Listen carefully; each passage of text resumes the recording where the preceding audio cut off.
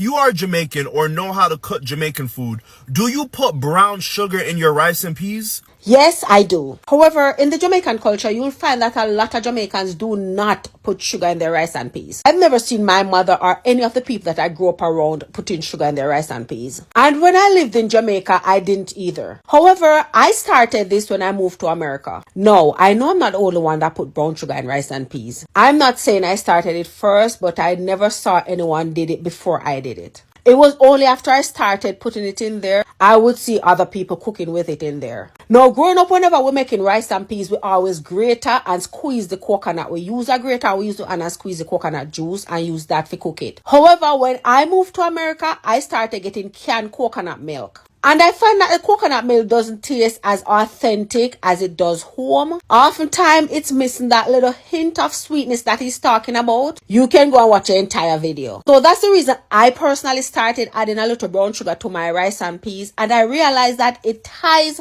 the flavors together. Like all the seasonings that you add to it, your aromatics and your powdered season, if you use that and your little butter, it ties everything together for me. Keep in mind the sugar is totally optional. I've made rice and peas without brown sugar over and over and over. I just prefer it in there because I can tell the difference. I'm sure many of the people that eat my food could not tell the difference because I'm always keen not to put too much. You can just taste my rice and peas and tell me sugar in there. And no, sugar don't belong on everything.